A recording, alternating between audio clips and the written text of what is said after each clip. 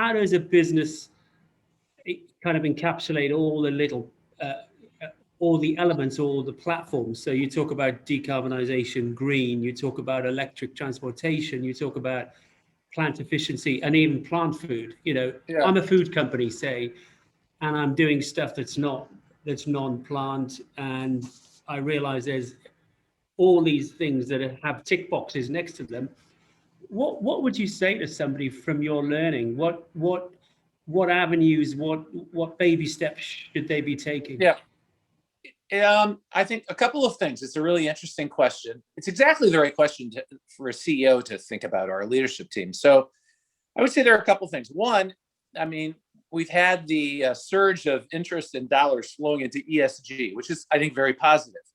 And so a business leader should be mindful of how a company's doing, complying with the ESG checklist. And I don't use checklist in a derogatory way, but that's mostly, in my view, what ESG is right now. It's a way to, at great scale, judge companies on a whole range of behaviors. And you want to be, compliant or doing as best you can.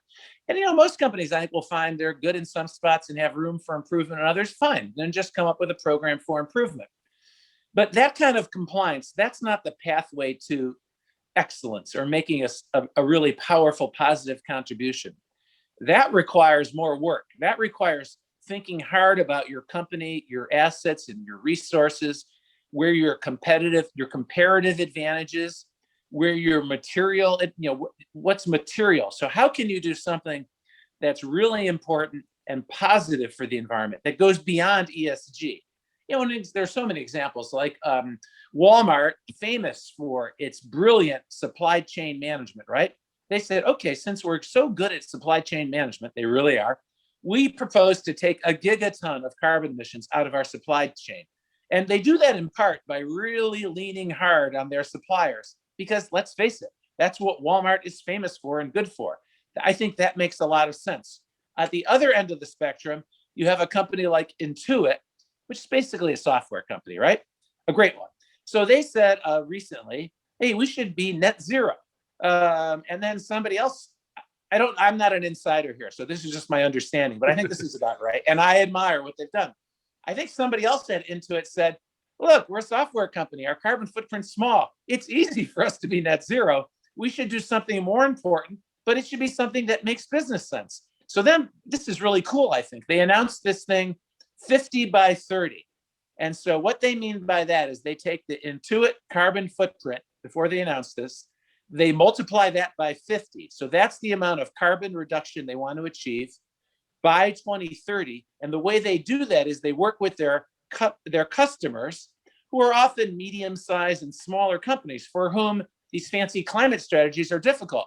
And they make it easy for them to reduce their emissions. You say, well, that seems to me pretty smart.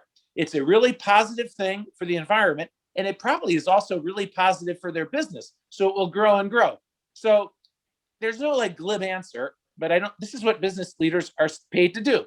Think hard about your comparative advantage. Think hard about where you can do something that's material and important, and come up with a strategy. And then one more thing. This CEOs used to get wrong, but I think now they know the world is changing. Listen to your stakeholders. Employees, even junior ones, want to be heard. Your customers want to be heard. Your investors want to be heard. Create little forums by which you can do that. You'll have much more engagement, which will be great for your business, but you'll also get good ideas that you otherwise won't get. Even me, when I look back at TNC, I wish I had done more of that. You can't do everything, but when I look back, I said, I would have been a better CEO if I'd done more of that. So it's always good to keep learning. But those would be my big things for companies. First, comply with an ESG framework where you're not as good as you need to be. Don't be embarrassed, be transparent, but come up with a plan to improve. Second, come up with a material strategy to do something important, but also makes business sense. And third, listen to your stakeholders. Make it easy for them to be heard. Like junior employees, it's not easy for them to be heard. So go out of your way to make it easy.